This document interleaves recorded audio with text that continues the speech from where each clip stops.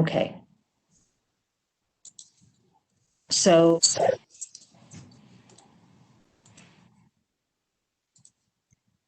welcome tonight to our virtual open house to talk about the West Washington Street Bridge over Big Eagle Creek. My name is Janelle Bunton, and I am with DPW Communications. And tonight we're going to be showing us a short presentation about the West Washington Street Bridge and the replacement project that will restore the structural capacity and historic significance of the bridge while providing improved vehicular and pedestrian safety features. I'm going to let the members of our team introduce themselves and their role in the project, and then we can get started with the presentation. And we will have a question and answer period following our presentation. And we just ask that everyone keep their mics muted who aren't speaking so that we don't have any feedback. If you do have any questions that you would like to share during the presentation, please use the chat function, and then we'll address those questions once we get started after the presentation. So if the team wants to go ahead and start their introductions, we can start off with Bonnie and then proceed around from there. Good evening. My name is Bonnie Money. Unfortunately, you can't see me because I don't have a camera on my computer.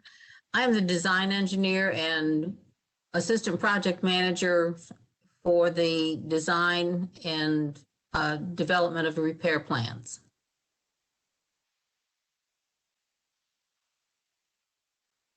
I'm Rob Solchak. I'm with DPW, representing DPW, and I was the project manager on the design side.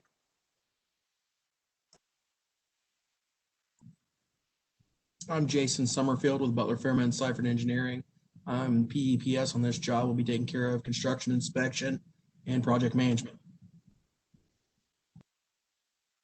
Ben Highsmith with Ponham Contractors, and I'm the contractor that's going to be overseeing the work done from a project management side. And I'm Craig Parks with USI Consultants as well, along with Bonnie, Transportation Director for USI, helping just assist communication and coordination between designers, contractors, and construction inspection staff.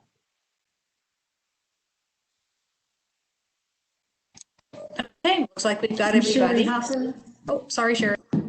That's okay. I'm Sherry Hopper. I'm with DPW Engineer. Will be the project manager for construction of the project.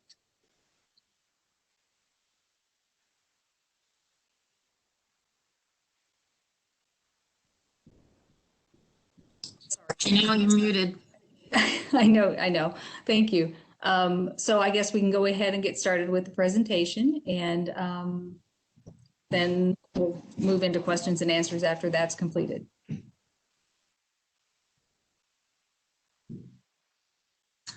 All right, I guess now it's back to me. We have a level 4 categorical exclusion that was approved by NDOT and Federal Highways in January of 2020. And this classification basically means that whatever we're doing to the bridge don't have a significant effect on the environment. Then we did have a public hearing in September of 2019, and it's very similar to this presentation where we invited the public to come and see the plans as they're in the process of developing and to ask questions about road closures and effects on the neighborhoods. And then tonight, obviously, we have the virtual open house. Marion County Bridge 49-2414F is considered select. And this is the Washington Street over Big Eagle Creek. A select bridge is one that meets several various criteria for Federal Highways and the State Historic Preservation Officer as far as its eligibility for rehabilitation or future use. This bridge was built in 1939, and then in 1984 there were some changes and modifications to the deck and some repairs to some of the concrete. The bridge is eligible for inclusion on the National Historic Register under criterion C. And this bridge is a little bit unique in that it's designed with a horizontal curved deck and it's super elevated. And that just means that a lot of unique engineering techniques were required to develop the plans. And then we have the beautiful corbels, the supports for the sidewalk that are vary from end to end, and also the bridge railing is decorative. It's something that INDOT and actually Indiana Department of Highways back in the day did a lot of, and it's called bush hammering, and that's the finish on the railing, and we'll incorporate that into the new design. Next one. One of the things we had to do was an alternative analysis, and that's required as part of the process for historic bridges. So we had to look at various options, and one of them was do nothing, and obviously we can't do that because it's just going to deteriorate and become definitely a hazard. We had several deteriorated components. The arch has spalls, which are where the concrete falls out, and leaching where you see the white stuff coming off the sides. We have exposed reinforcement. And then the bridge rails, the corbels, and the sidewalk, they're kind of a whole unit. We found holes in the sidewalk. In fact, while we were out there, you could just about put your foot through one place. And again, the concrete is spalling and leaching, and we found lots of areas with exposed reinforcement. And as far as the bridge rail, there are some places where it was actually gone, and W-beam railing had been replaced to keep everybody safe. The asphalt roadway is cracked and it was rutted from all the traffic, and we called it shoving. It's where it starts rolling up on the sides, up onto the sidewalk. So all these are bad, and they're extreme safety hazards for both vehicles and pedestrians. So what the purpose of this project was, of course, to improve the condition of the bridge. One of the primary things that we need to do when we restore a historic bridge is we want to extend the life for at least 25 years. And with this bridge, I have no doubts it's going to be closer to 50. We wanted to return it to as close to its original condition as we possibly could, and enhance the aesthetics. You know, there are some really pretty parts to this bridge that had just deteriorated and fallen off. And then we want to increase the safety for both pedestrians and vehicular traffic. So what are we going to do? Well, the plan is to remove and replace all of the sidewalk. And currently the sidewalks are 5'3" from curb to outside edge. And to meet current standards, we wanted to widen it to 6 feet. And then to do this, we have to take all those concrete corbels off because, like I said, they're all one unit. So you have to take the sidewalk, the railing, and the corbels off to fix any one piece. So then we're going to remove the asphalt, and whatever slab is in there for the deck, we think there's some concrete in there. All of this will be removed. And then we're going to take out all of the soil that's in this filled concrete arch and replace that with fresh, clean. And then we're going to replace the curb and gutter. We're going to have new roadway drains so that we can get the water off the bridge. We're going to patch some of there's several areas on the arch that need to be patched, more of them on the outside face rather than in the barrel, but we will make sure we get all of that. And then we also need to install some riprap around the piers because we do have some scour issues and we want to stabilize that. And this is what it kind of looks like. You can see in the middle, that's the soil, the fill. So we're going to take all of that out. patch the concrete. Then we're going to put a waterproofing membrane on top of that concrete arch, and that'll keep the moisture from getting into the concrete and protect the reinforcement as well. And we'll also we have designed a new drain to help get the water out of there and out into the stream. Whoops, let's go back. I'm sorry. That's okay. And then we'll also have another waterproofing membrane on top of that fill, just to protect this as long as we can. And then that's just the general layout of the deck with the new width and the new sidewalk. Okay. Next, there we go. And this is where we're going to put riprap, which is, if you don't know what riprap is, it's basically big rocks. And we'll put that all around the piers in front of the abutments. And this will stabilize it from erosion, from flooding, and where it's going to take the soil away. So this is another measure that will preserve the bridge.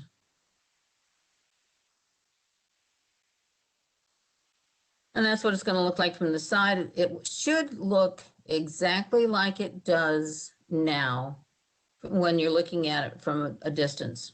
The only real difference will be that the sidewalk's going to be a little bit wider. Everything else will be the same.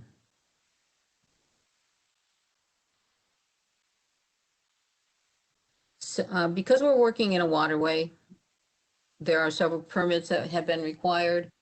One from the Army Corps of Engineers, IDEM, IDNR, construction in a floodway. DPW has a floodplain permit that we also had to secure. And the good thing is, because we're just working on the bridge, there's no additional right-of-way acquisition.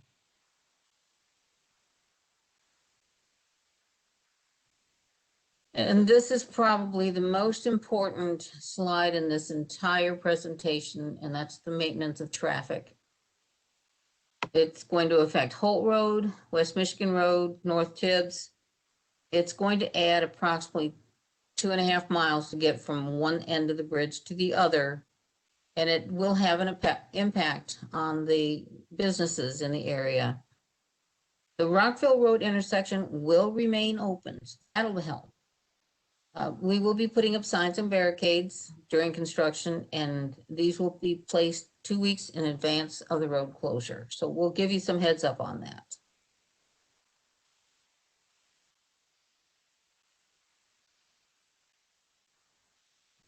And this is our schedule. It's several of these things have already happened.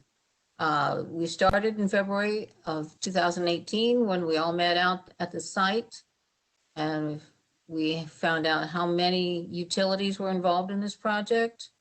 The environmental document was released for review, and then we had a public hearing.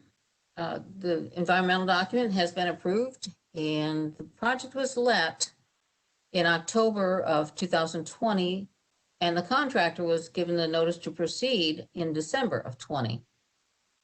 The plan right now is the road will be closed beginning March 29th. So we're ticking down to that. And this is going to be an accelerated schedule. And if everything goes according to plan, we'll have it back open in early September of this year.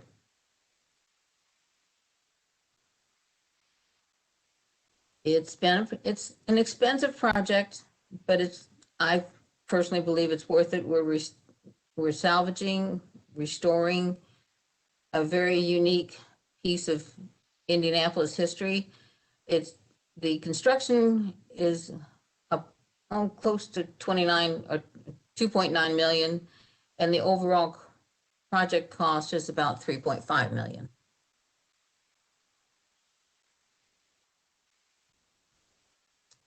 And for those of you that did join us, thank you. If you have any additional questions, please contact Janelle Bunton from DPW, and her contact information is shown on this slide.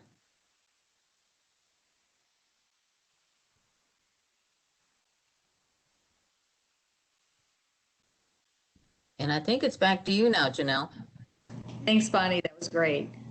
Yeah, if anybody has any questions, now is a good time to ask.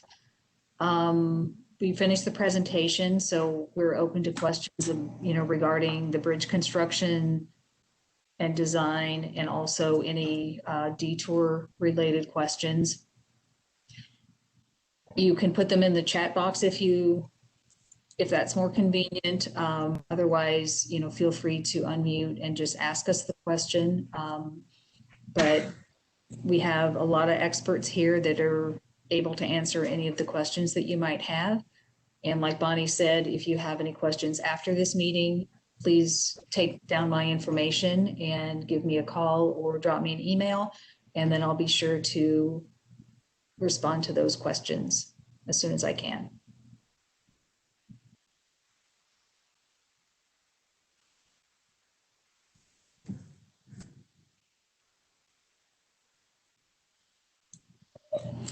I guess one question that I have that I don't remember hearing in the presentation, and I wasn't here when you did the first one in, I believe it was 2018. Do you know how many vehicles this bridge carries on a daily basis? I would have to look at the plans, but it's a fairly high daily traffic count.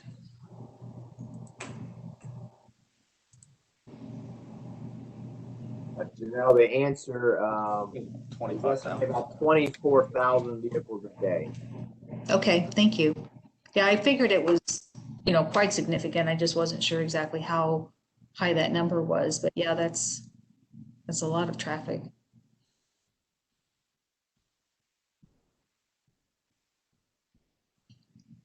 And the road closure starts on March 29th. So like Bonnie indicated, we're going to probably start seeing signs placed around mid-March. Is that correct?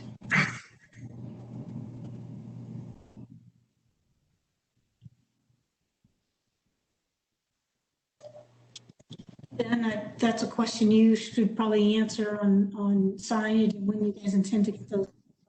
It's got to be a minimum of 2 weeks in advance. Yeah, next week they're gonna be, Indiana Sign and Barricade is gonna put them up. And then prior to the road closure, we will possibly have some lane restrictions as we proceed on some clearing. We've got some clearing right away to do, and those will be daily restrictions. Traffic will be picked up at the end of the day and put back up as needed. And we're going to be doing a business and resident notification letter to kind of let everybody know what's coming, what to expect before, during, and after construction. So anybody in the area will likely be getting a letter with this information, and my information's on the bottom of that letter as well. So, if you don't have a question tonight or think of one, in between time, please reach out and let us know. Because, we're here to give you this information so we can make your life a little easier during this process, and clear up any questions or confusion.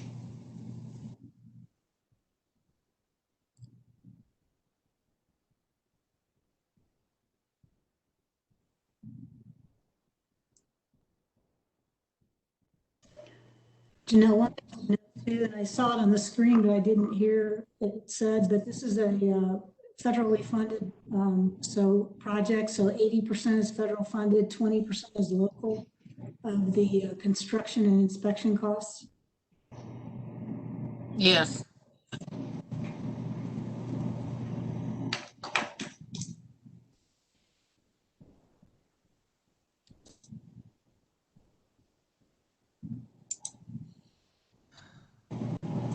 Well, hearing no questions or seeing no questions, I just want to thank everybody for attending and for participating in our meeting tonight.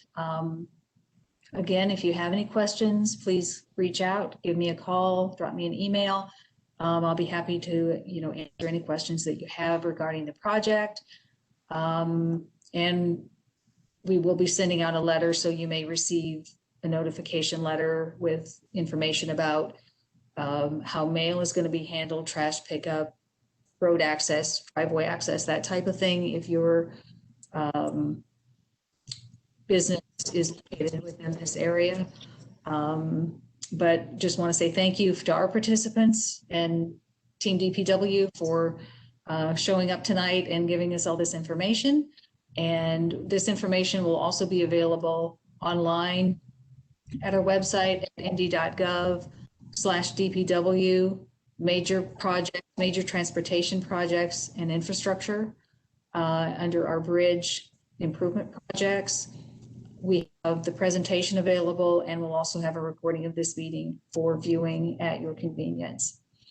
So again, thank you for attending tonight, and we look forward to seeing you in the future. Good night.